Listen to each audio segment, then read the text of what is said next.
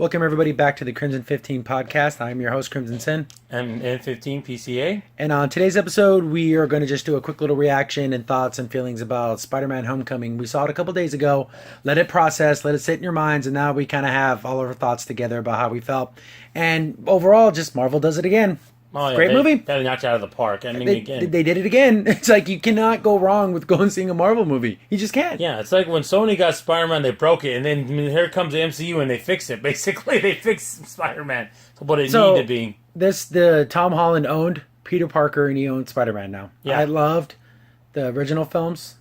Mm-hmm. The Sam Raimi directed ones. Not so much the third one, but the first and second original Spider-Man films are really good with Tobey Maguire. And that was my Peter Parker Spider-Man.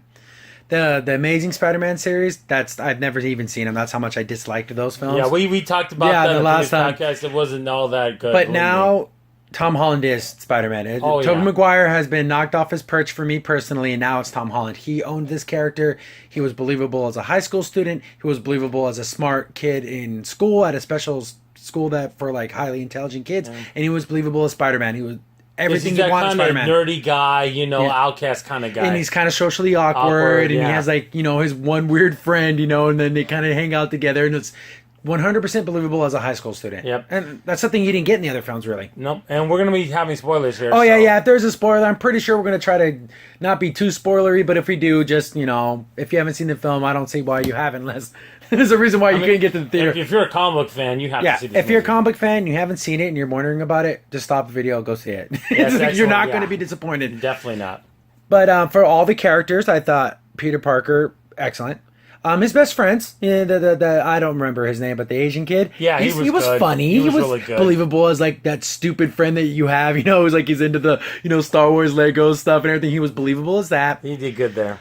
And Flash Thompson was a real flippin' jerk in this film. Oh, like the worst I've ever seen. Yeah, mega bully. Geez, and the thing is, he's like this skinny little punk. Like, what are you bullied? I'm pretty sure you've been bullied because you're just like this. Like, he wasn't like the original Flash Thompson was like a football player. Yeah.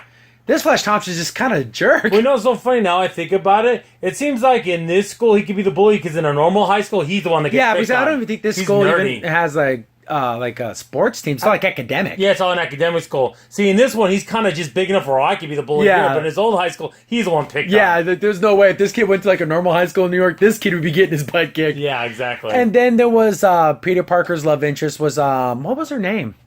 Oh my goodness. I totally forget her name, but she's not, I'm pretty sure she has nothing to do with the comic book. She's just a made up character for this. Yeah, definitely. And she did fine, and she wasn't, pretty good. And then you have the Michelle character with the world's greatest not a secret, where she's Mary Jane because, okay, if you didn't know that, that's what it is.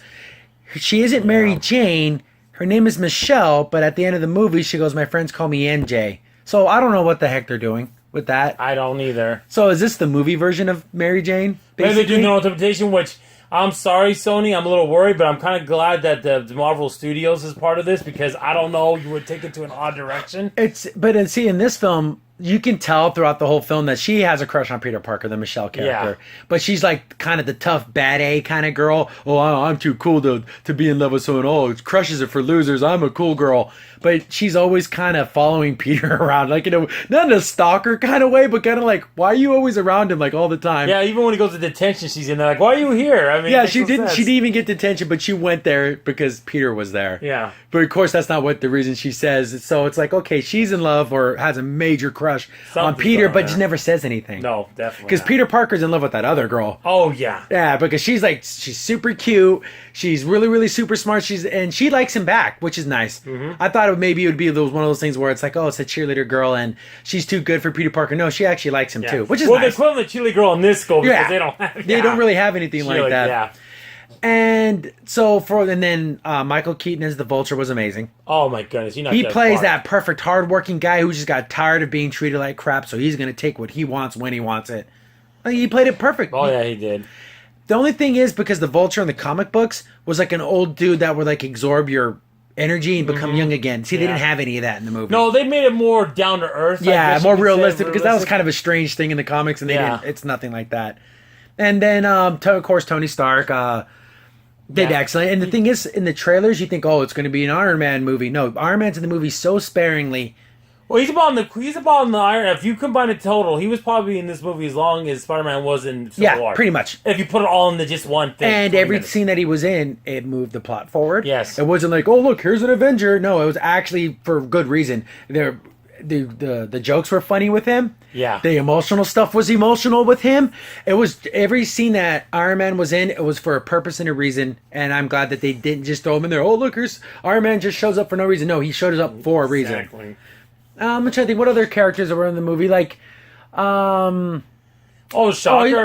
Yeah, but so like, yeah, there's two Shockers in the movie. They Yeah, end up exactly, taking up there the is. moniker of the Shocker. Shocker, yeah. And it's kind of funny because he doesn't look like it in the comics where he has like the little red and everything, but his Oh, it's shoulders. just like the start of the But his sleeves have like the yellow patches, and it's like, oh, that's Yeah. kind of like his character. And he has one arm that has Yeah. that ability, but he's not fully. Yeah, it's like a fist, like a yeah, power fist. Power fist, but yeah. And Aunt May. Aunt May. Melissa Tomei, yes, Tomei, yeah. excellent as Aunt May. Kind of more of a younger Aunt May who's, trying to like be a single mom in a weird way, but she's trying to be like, oh, but I'm still like the cool mom. She did a super good job as that Exactly. kind of worried aunt. And then there's a scene where it's in the trailers where Spider-Man stops that bank robbery, Yeah. and it's on the news. And then Aunt May tells Peter, well, if you see anything like that, you have to run away. And then Peter's like, oh yeah, sure, okay. But Yeah, like, he's the one that's because in the she's middle of it. actually because anyone who knows the comics knows that her husband Ben died. Yeah. So she's super protective of Peter, and you actually feel that real emotion Oh, yeah, connection between the two, definitely. which is that's where I think Marvel films do it better than anyone else, is that when they have their emotional connections, they're believable. It has resonance. Yeah, and like you actually can feel that and actually Mm-hmm. relate to that. So I'm trying to think, would you say there was anyone in the movie that was poorly acted? Except for Flash Thompson just being a complete jerk, but that's his character. He did it perfect. Oh, But yeah, he's that's such a supposed jerk to be. though. I would say personally, if I was going to think any poorly characters, Some of the henchmen kind of. yeah, they weren't. But again, they weren't. They're not main characters. They're not main characters, so they can kind of get away with that. I thought a little bit like the school teacher, the guy who was part of the debate club guy. Oh yeah, the teacher. He was like that goofy teacher that you would see in a Disney Yeah. movie. But I guess it works for something. Again, there's a really funny joke with him, and it just goes off so perfect because like you wouldn't say that on TV because you'd be in so much trouble. The one we're talking about losing students. Oh yeah, it's like, oh yeah, that's so she's funny. like- We've done it before, yeah. I And know, it's right? like, not again. What do you mean? Not lost? again. He did it before. Okay, yeah. And he's like, that's so silly. That's what makes it. But funny. I'm thinking, I'm so glad that they said, hey, everyone knows how Spider-Man got his powers. They don't Yeah. even explain it. There is probably about a 30-second conversation after his friend finds out. In the trailers, his Asian friend finds out, and he's like asking him a million questions, like, "Oh, can you do this? Can you do that?" And he's like, "Oh, so a spider bit you? Is that spider still around?" He's like, "No, the spider's dead." And then his friend's like, "Oh, I wish it would have bit me." And they go, "That's all the explanation you need. 30 seconds, 15 Yeah. seconds of an explanation. You don't we don't need need that. to see Ben die. We don't need to see any of that stuff. It'd be nice to know the circumstances in this film, in this universe of Spider-Man, how Ben died, but it's not important No, it's to not. the rest of the plot. It really isn't. Because, I mean, pretty much I'm sure it's going to be like it's always been, so you really don't need to, but I can kind of see why people want to say it. But to me, we need to get past it. And Yeah. we know it, we just know it. We need to just move on from that. And the overall arc of the story, how the story flows, I thought it had really good pacing. Yes. You get to start out with Spider-Man doing Spider-Man things, like the little stuff like stopping stopping the kid who stole the bike and helping an old lady cross the street, little stupid things. And then his first kind of real fight is those bank robbers because they have like tech, like alien weapons. alien yeah. weapons, and that's kind of where the Vulture does his work. He was part of a cleanup crew that cleaned up after the Avengers big battle, so he would collect the alien technology From the first movie, yeah. and then he basically got fired from that job, and he said that's what kind of pushed him over the edge. So he's selling alien technology, and that's basically the whole plot of the movie. Peter finds out about the alien technology, and he's trying to stop the Vulture from selling it in arms and all that kind of stuff. And he tries to tell Tony Stark, but Tony Stark kind of says, well, that's below our pay grade. Like, we're not supposed to worry about that Yeah, stuff. because even and there's a point in the movie where the thugs are talking to the Vulture, and they're like, "Hey, we've been doing this for 6 months, 5 months, nothing from the feds, nothing from the Avengers, and then all of a sudden, all this heat starts coming because Spider-Man's interfering. So you can, in this Marvel world, there's a lot of stuff that goes under the radar. Yeah. So if you're not like a big world-ending kind of enemy, Thor's not going to come down and stop you. So that's kind of cool to see that there's still that street level Yeah, crime. because what can they do? There's so much going on. They don't got time for it, which is kind of weird. They have to have other people take care of it. That's what like teams like the Defenders and stuff. Yeah. And Spider-Man, those are those street level, and those are my favorite heroes for the most part. I like the big giant galactic battles, but it's cool to see the street level heroes getting their time and getting a good movie. Well, yeah, like I said, you would think this Vulture and how these henchmen are would fit in a Defenders type of setting. Yeah. That would fit. Like, that's kind of right where it would be. That kind of level. And like you even hear like the thugs going, "Hey, if we get Iron Man on us, we're done." Because the Vulture's a pretty strong bad guy for normal dudes, but Iron Man would whoop them in a second. So they're worried about their business. Like, oh, the Avengers get down on us, guys. Yeah. We're going to just give up. We're not going to even fight them because they're going to beat the crap out of us. Yep. So you have that whole arc of Peter trying to prove himself. And like a real teenager, he fails a lot. Yeah, and he gets angry and he gets upset and he gets sad. And then he gets a little bit too happy at the victories and kind of like, oh, I can do anything. But then you know what? He gets knocked back down because he's just a kid. And there's a scene where, like most of the scenes where he's like swinging through the city and stuff, he screws up. He's hitting sides of walls. Because he's still learning. He's tripping. Like there's one part where he swings, but he swings too low and he just crashes on the ground. That's great. That's so cool to think like, oh yeah, it would be hard to do those things. Even with spider abilities, he's still learning. Yeah. That's cool to see at the beginning. He's not fully developed, yeah. He's not fully developed into that Spider-Man that we know. If there was a Spider-Man year one, like Batman year one, this is Spider-Man year definitely. one. Well, way more way more, way more. Where you can smile and then it's okay. Yeah.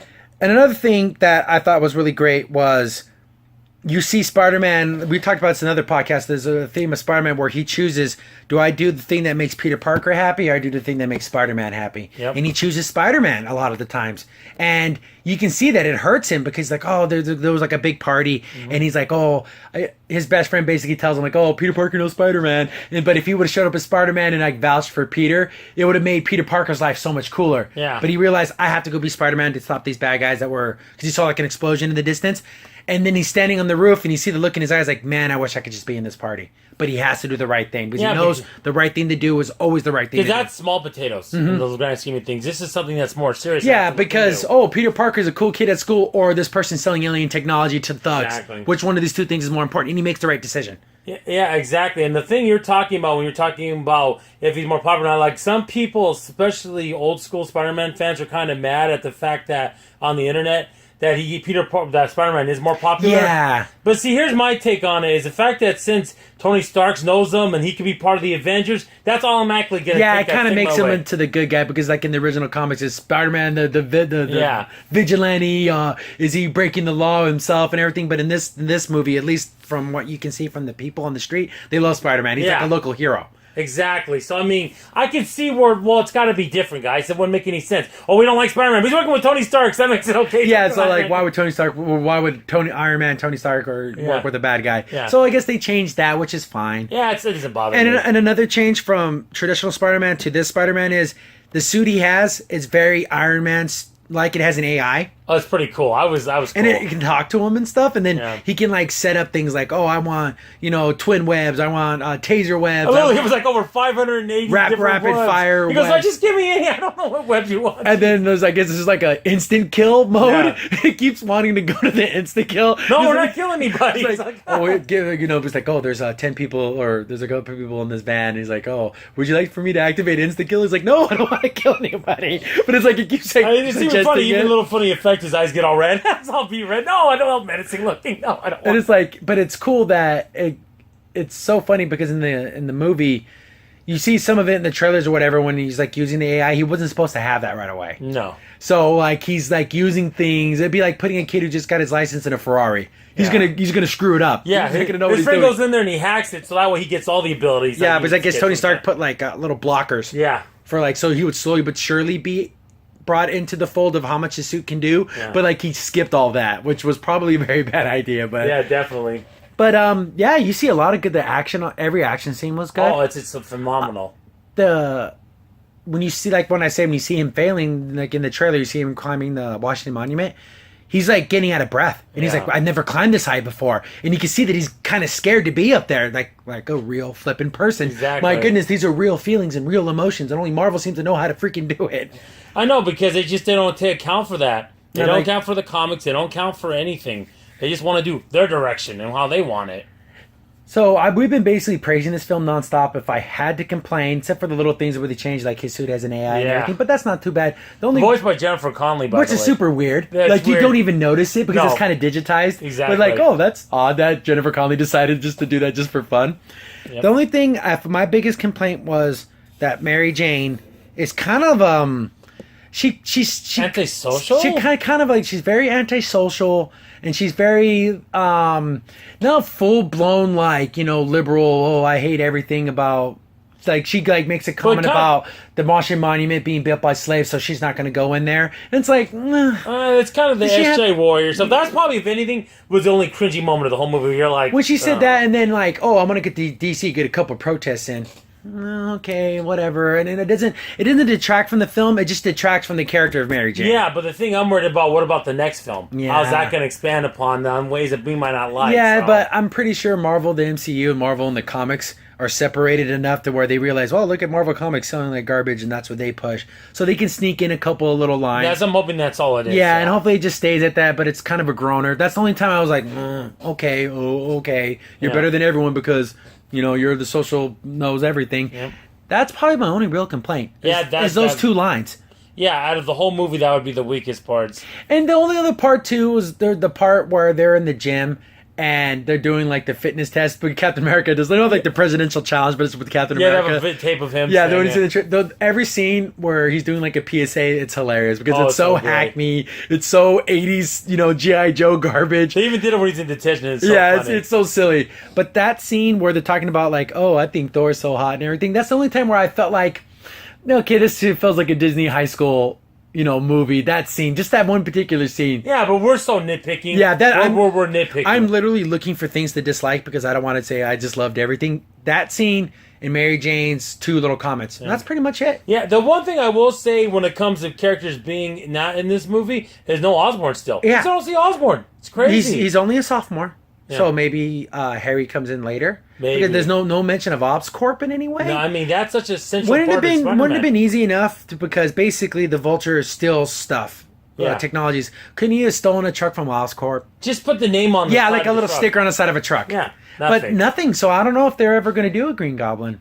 That's so weird, though, if they don't. And so, like, okay, now this is, like, major spoiler. Woo, send out the red flag. This is major spoiler. Basically, at the end, you see Spider-Man beats the Vulture, and he ends up going to jail and everything. And then the girl he liked, that was her dad. That was, like, the big spoiler in the movie. That was her father.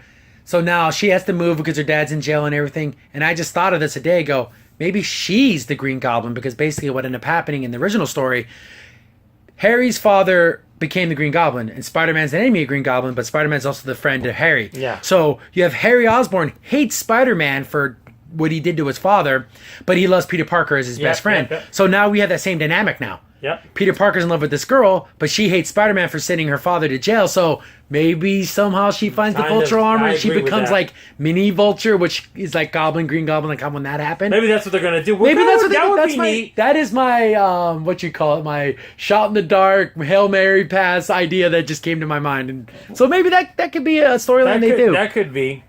But I think I'd say the one other scene that made me uncomfortable was the scene at the house. Yeah, when he went because he asked that girl out. I can't believe I don't remember her name, but he asks her out, and then she says yes, and then he's like, oh, that was another cute scene because he rushes home. And he's like, M.A., and she thinks something's wrong, but he's like, I don't know how to dance. I don't know how to talk to a girl. And then she's like showing him, okay, make sure you hold the door open and all those things like that. And that was, again, another emotional part where it was Peter Parker. Yep. And you feel for Peter Parker and you cheer for him like, yay, he's got a date. Like you wanted this boy to, and at that moment you forget he's Spider-Man. You just remember, he's a sophomore in high school. And my God, they do it so good in this movie. It's so sincere. Yeah, and it's sincere and it's believable. So you see him like trying to dance with that May because he's never done it before. And it's so cute and awkward and funny. And it just, so he gets to the house.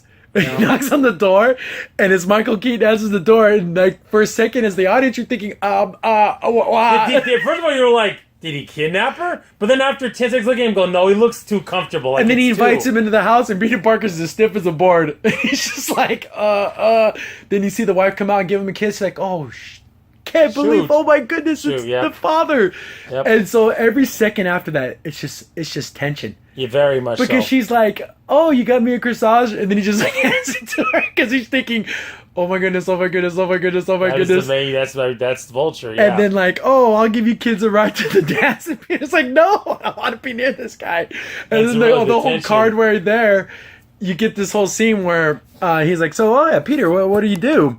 He's like, "Oh, I'm on because he's on this academic decathlon team." Yeah. So it's like a quiz show, basically. Basically. So he's with this, and his daughter is the captain of the team, and she's like, "Oh yeah, Peter, we were on the same team, but you kept ducking out in DC, and we couldn't find you." And then the dad starts putting the pieces together. Yeah. He's like, "Oh yeah, Peter, you're always like running off and disappearing," and Peter's like at the point where he's like, shut up, stop talking. Shut up. He's like, "Oh, that's odd. So where did this happen?" It's like in DC, and then Spider-Man showed up in DC. So the dad's putting all the pieces together. Yep, exactly. And then he figures it out, and that's like that scene where he's like, he goes, "Oh, I'm gonna talk to Peter, the man-to-man talk, whatever." And he just basically has a gun in his hand, and like gets behind the seat, and he's like, "So, I'm giving you this. This is my one, like, caveat to you. Save my daughter in DC, and you just leave me alone. And if you don't, I'm gonna kill you. I'm gonna kill you, kill your family, kill everyone you know." And it's like, and you feel it, and then Peter Parker's like, "Yes." He's like, gets out of the car, and he's just in a daze. Yeah. He doesn't know what to do.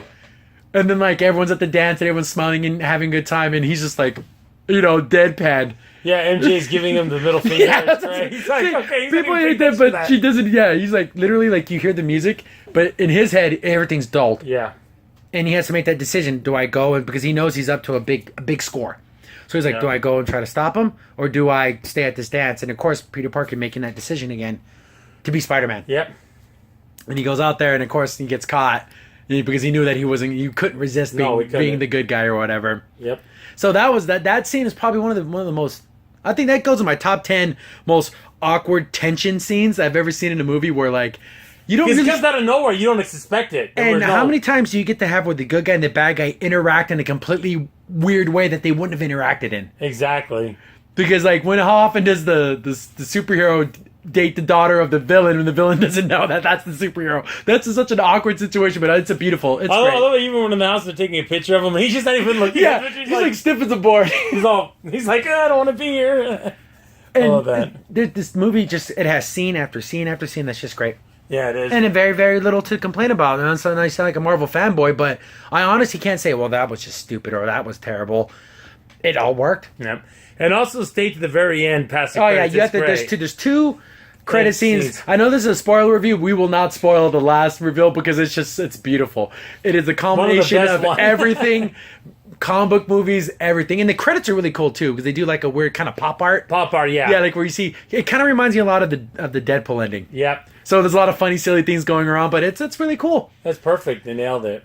I mean, I can't say enough. Go see it. Yep. You need to go see it. I'm sure. And again, then of course they set up for a sequel.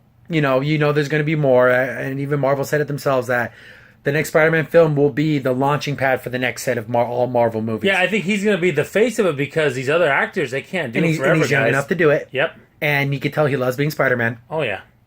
So Tom Holland's going to be Spider-Man. They said it's going to be a 5-movie arc, but that's counting Civil War was the first one, then Homecoming, then Infinity War, Homecoming 2, and then probably something else, maybe Homecoming. Yeah, I just found out from our other brother, who's never done this podcast, by the way, saying that it's going to just be one film now, Infinity War. They're not splitting it to 2 anymore. It's so funny. Like, it was 2, then it was 1, then it was 2 again, but now it's back to 1. So I think they're going to just try to make it one film. Because I hate, Harry Potter started that crap of splitting the last movie into 2 movies. If you can fit Return of the King into one movie, you can fit just about anything. Yeah, I think as long as just tell people 3-hour movie. You want to do 3-hour movie, you do a 3-hour movie to get it all in. If you have to 3+. Yeah, Or, you do the 2 hours and 40 minutes and then do the special edition on Blu-ray that has everything. But I'm grateful that this film is so good because Spider-Man's back. Yep. He's back and he's the king again. Because for all intents and purposes, Spider-Man is the face of Marvel. It was Wolverine for a long time because of the movies, but I think the comics and everything, it's Spider-Man, it's everything that Marvel used to stand for. I can't speak of the Marvel comics today, but back in the day, everything that Spider-Man is exactly what Marvel's about. Guys, you have to understand, Spider-Man is, for around the world, probably still the most popular character in Marvel. He just is. He just always will be. He just has that universal international appeal. He just does. And another funny thing for me personally, even during funny movies, I go see in the theaters. I don't laugh out loud very much, but I was laughing out loud in this film because there's so many silly things that you think about Spider-Man doing. And it's like, oh yeah, what would happen if this happened with Spider-Man? And then you see it happening, like, oh yeah, there you go. That's the answer. Exactly, it's so silly. Exactly. But you see, it brought back Spider-Man's sense of righteousness. Yep. His sense of I got to do the right thing, even though because there's a scene where a guy was trying to buy some of these bad guns from like this from the cellar, the Vulture sellers. And then he jumps down and he pulls out a gun and he's going to shoot the other guy. And Spider-Man goes, if you're going to shoot someone, shoot me. This guy's a criminal and he's saving his life. Because Spider-Man has that sense of good, that sense of righteousness, that sense of doing the right thing. And I thought it was kind of cool that street criminal wanted to sell it to him. He goes, I just want regular guns. I don't want you can see he's like, I don't want to vaporize anyone. I just want to hold someone up. Exactly. Yeah, so it's cool to see Spider-Man be a real Spider-Man and not stupid and silly, but he's a young kid that has that vision of doing the right thing. And being good. So that's cool. I loved it. I mean, I can't say enough about it. Definitely go see it. Yeah, go see it, please. If you're on the fence, don't be. I haven't read any negative reviews, but again, I haven't looked for them either. But I would like to actually see like, oh, that movie was terrible because of X, Y, and Z. I don't know how you can hate this film. Anyone that's doing that, I hate to say they're doing it because they want to get clicks for their friggin' YouTube page. Yeah, because a negative review is always better than a positive. Like for people viewing, like people love negativity. Yeah. But honestly, as a solid comic book fan, there's nothing wrong with this film. No. Really, there really isn't. I'm sorry. It doesn't make you sound like a fanboy, but literally bring up a point and saying, oh, that was terrible for Spider-Man. We mentioned its flaws, and there were very few. Yeah, and those are just, they don't detract from the film. No. It's not a big gaping hole where it's like, oh, that was stupid. Exactly. There's no Martha moment in this film where it's just like pulls you out of the film. Like, I know we've mentioned that a lot in this podcast, that Martha is so annoying. That is a modern day thing that everyone knows where it happened in a film and they were like, that's like a guy shooting a last second three and completely airballing it. That's what that scene was. It's supposed to be big, huge, momentous, and it was just a groaner. There's no, besides the Mary Jane comments, there's no real groaners in this film. No, there isn't. So that's everything I got to say. Yeah, I mean, I can't really say any more about it either. Go see it. It's excellent. You will not be sorry. Just go see it. I mean, even casual fans of superheroes, like my sister, if she would see this film, I know she would like it. Because you end up feeling for Peter Parker, you feel for the characters, and you don't need to have a vast knowledge of Marvel to get this film. You don't even have to even have watched Civil War, because it kind of recaps it a little bit in the beginning of the film. So you can come to this movie completely blind of Spider-Man and still get it. Yep. So definitely, I loved it. If I had to give it a score, what do you think? 9? I give it a 9. It's an 8.8 to 9. It's close. It's close. Is it the best Spider-Man film ever? Oh, is it better than Spider-Man 2? You know what? I hate to say it. This Spider-Man fits it better. I think I give a slight edge to this one. I think Spider-Man Homecoming is slightly better than Spider-Man 2, but they're very close. If I just had to grade them, but those are. But it just comes down to the guy playing Spider-Man. Yeah. That's the fact. That's what puts a little bit over the top over Spider-Man 2. So there you go. That's our mini reaction review, thoughts and feelings. So mini spoilers on mini spoilers here and there. But I'm good. You good? Yeah, I'm good. Okay, so that's us signing off. Thanks for watching. Thanks for listening. I've been your host, Crimson Sin. And I'm Ep15 PCA. Catch you guys later. See you later. Bye.